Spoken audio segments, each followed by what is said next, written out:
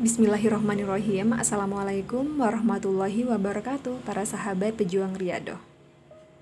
Syukur alhamdulillah, alhamdulillahi wassalatu wassalamu ala rasulillahi sayyidina Muhammadin sallallahu alaihi wasallam.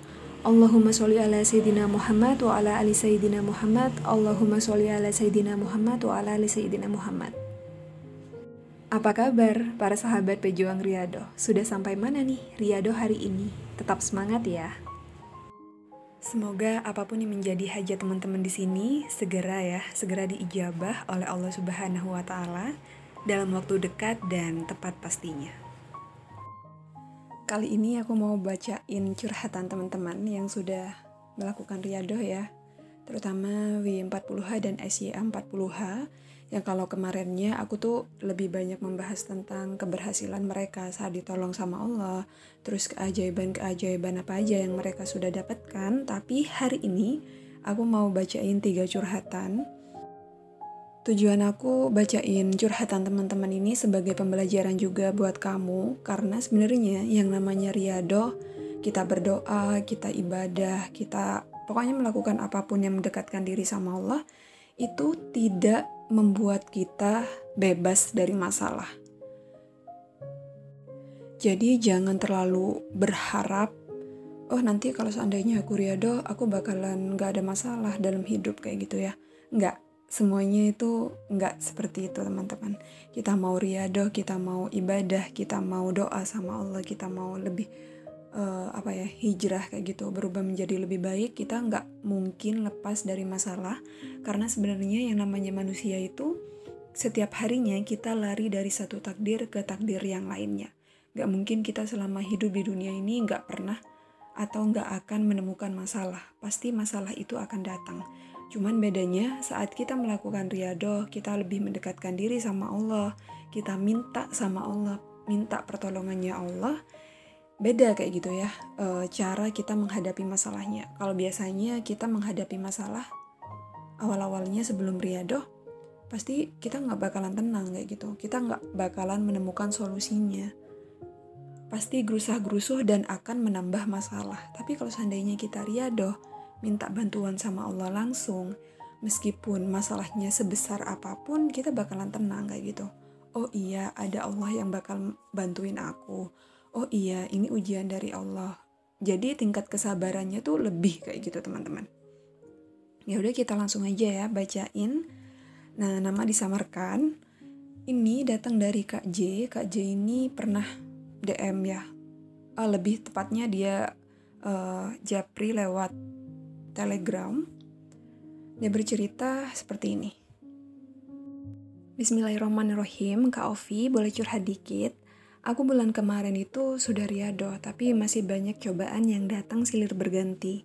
Tapi aku gak tetap sabar, mungkin Allah lagi ngasih bungkus permen buat aku. Dan setelah 40 hari selesai, sekarang mulai hari ini aku Riyadhah lagi kak, baru hari pertama. Sudah langsung dapet cobaan, yaitu kena tipu 2 juta. Padahal uang 2 juta itu aku hasil jual kalung anak aku yang gak bilang sama suami dan juga ibu aku. Ya Allah, aku ngerasa bersalah banget. Aku harus gimana coba? Kak, aku harus gimana? Ada solusi nggak dari Kak Ovi? Makasih. Sumber masalah itu kan sebenarnya ada 2 teman-teman. Yang pertama dari kita sendiri, yang kedua masalah itu memang datang dari Allah kayak gitu, berupa ujian. Misalnya dari kita sendiri ya karena diakibatkan ulah kita sendiri. Kayak gimana ya aku jelasinnya? Jadi seperti ini. Nah, aku ngelihat contoh dari curhatan Kak J ini ya. Nah, beliau ini mungkin pada saat itu memang benar-benar lagi butuh yang namanya uang, tapi beliau ngerasa bisa ngatasin masalahnya, sehingga jual kalung anak tanpa izin suami. Ya mungkin pada saat itu Kak J berpikiran bisa mengganti uang tersebut nanti.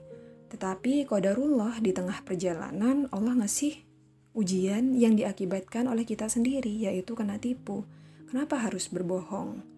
Kenapa harus nggak izin kayak gitu ya? Bukannya Allah tuh nggak suka kalau kita berbohong. Ya meskipun kita Riyadhah, kita nggak bakalan lepas dari masalah ini. Toh masalahnya kita sendiri kan yang buat. Jangan berekspektasi ketika saat kita Riyadhah, meskipun kita jalannya salah, kita bakalan fine-fine aja kayak gitu.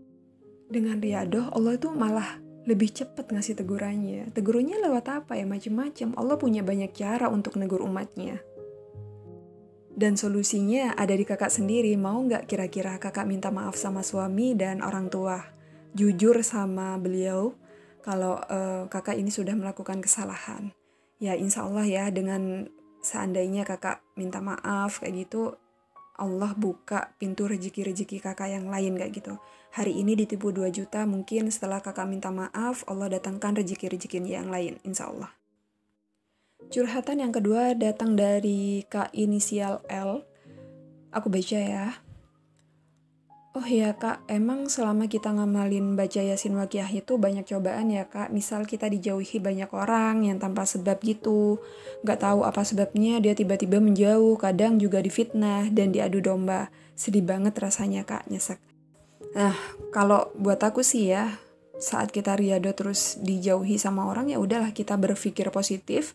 Mungkin ini cara Allah menunjukkan orang-orang yang membawa toksik mungkin kehidupan kita. Jadi kita ya enjoy aja lah. Kalau mereka ngejauh ya sudah. Mungkin Allah lagi membersihkan orang-orang yang berniat gak baik di kehidupan kita. Jadi kita tetap syukurin aja. Kalau untuk masalah fitnah dan adu domba itu mah udah biasa ya. Meskipun kita gak riyadhah pun, ini juga bakalan ada kasus yang seperti ini. Jangan harap ketika kalian gak riyadhah bakalan bebas juga dari fitnah-fitnah orang-orang yang seperti ini. Karena kita juga hidup bersosialisasi ya. Selama kita ada di bumi, selama kita masih hidup di dunia ini, saling berhubungan dengan orang lain, antara apa ya, bakal adalah gesekan-gesekan seperti ini ya. Sudah, kita ambil santai aja. Perkara mereka mau benci sama kita, mau adu domba, mau ngejauhin, mau ngefitnah, itu urusan mereka sama Allah. Yang terpenting kitanya gak dijauhin sama Allah. Karena kalau seandainya kita sudah dijauhin sama Allah, kita udah putus hubungan sama Allah, sudah kelar hidup kita. Ini hampir sama ya dengan cerita aku. Kemarin aku kan waktu buat konten seperti ini, konten YouTube tentang riyadhah ini, dan aku juga menjalankan riyadhah ya pastinya. Di situ tuh banyak banget hate comment yang ngatain aku macem-macem, yang seperti binatang inilah, yang bilangnya sok baik, sok apa, pokoknya macem-macem lah. Di awal-awal aku ngerasa down, sampai aku sakit berhari-hari mikirin hal seperti ini. Aku mikir, kenapa ya, padahal aku sudah riyadhah. Terus hal yang aku sampaikan juga bukan hal yang aneh-aneh. Toh yang aku sampaikan juga tentang sholawat, tentang kebaikan, ngajak kebaikan, tapi kenapa masih ada hate comment. Tapi lama-lama aku pikir kesini, aku makin sadar kayak gitu. Oh iya ya, yang namanya manusia di bumi ini kan macem-macem kayak gitu ya. Nggak mungkin kita bisa pukul sama rata, kita samain semuanya. Ada yang seperti pemikirannya negatif, ada yang positif, ada yang biasa-biasa aja. Itu tergantung sama kitanya. Kalau seandainya kita nganggapnya biasa-biasa aja, ada hate comment, ya udah cuman lewat aja. Tapi kalau seandainya kita ngambil omongan mereka, itu bakalan jadi apa ya, penyakit buat diri kita sendiri kayak gitu. Jadi sekarang kalau seandainya aku ada hate comment ataupun ada teman yang ngejauhin karena ngerasa aku jadi orang sok baik kayak gitu ya, karena buat konten seperti ini, ya whatever lah, terserah mereka. Itu kan hak mereka. Kalau mereka nggak suka ya udah, silakan, monggo. Tapi kalau seandainya mereka suka, ya alhamdulillah kayak gitu. Aku nggak pernah ambil pusing masalah kayak gini. Solusinya buat KL, sedikit lebih EGP kayak gitu ya. Emang gue pikirin gitu aja deh. Ya mungkin Allah sekarang lagi menyeleksi orang-orang yang toksik yang ada di sekitar kakak. Itu yang patut disyukurin, karena gak perlu usaha kan buat ngejauhin mereka. Tiba-tiba aja mereka ngejauh. Malah bersyukur banget. Dengan cara seperti itu kita makin tenang dong hidupnya. Kita lanjut ke curhatan yang kedua dari Kak Analisa. Bismillahirrahmanirrahim. Assalamualaikum Mbak Ovi. Waalaikumsalam. Salam kenal, saya Analisa dari grup riyadhah. Masya Allah, makasih Kak Ovi, semangat ya. Kak mau tanya, awal-awal riyadhah itu kenapa ya berat banget jalaninnya? Berarti beratnya tuh hati, kepikiran, terus sama hajat jadi gak fokus, sama niat lillah karena Allah Ta'ala. Nah, sebenarnya gini teman-teman, yang namanya riyadoh itu kan membiasakan diri. Yang awalnya kita nggak terbiasa membaca Al-Quran, membaca surat Yasin, Waqiah, terus baca sholawat kayak gitu ya, terus kita ngerubah. Ya pastinya di awal emang berat kak. Yang biasanya setelah sholat isya kita sudah nggak ada kerjaan, waktunya nyantai, nonton drakor, nonton dracin, nonton apalagi ya, sinetron, kayak gitu tiba-tiba suruh sholawatan 400 kali sajaratul nukut. Kalau dibilang berat ya berat lah, pasti. Cuman ada sih dua solusinya. Yang pertama itu, riado tuh jangan pernah dijadiin beban. Kalau di mindset kita sudah dijadiin beban, ya keluarnya pasti bakalan beban kayak gitu. Tapi kalau seandainya kita dibuat santai, jalanin, insya Allah bakalan biasa aja. Terus yang kedua, riado itu harus dipaksa. Karena kalau seandainya kita nggak dipaksa, kita kendor sedikit aja, besok udah mau mulainya susah lagi kayak gitu teman-teman. Ya, dan yang terakhir jangan lupa berdoa, minta istiqomahnya sama Allah. Karena tanpa bantuan Allah kita juga bakalan susah ngejalaninya kayak gitu teman-teman. Sudah tahu kan doanya ketika kita minta doa istiqomah dalam riyadoh? Doanya cuman pendek aja sih. Bismillahirrahmanirrahim, ya muqallibal qulub tsabit qalbi ala dinik. Nah, seperti itu. Ini doa yang aku selalu baca setelah sholat fardu kayak gitu ya. Minta keistiqomahan hati, karena tanpa bantuan Allah juga mustahil kita bisa istiqomah ataupun rutin ngejalanin riyadoh. Ya itu aja podcast hari ini, semoga ini menjadi bahan motivasi buat kamu agar lebih semangat lagi riyadohnya. Kita jumpa lagi di podcast berikutnya. Wassalamualaikum warahmatullahi wabarakatuh.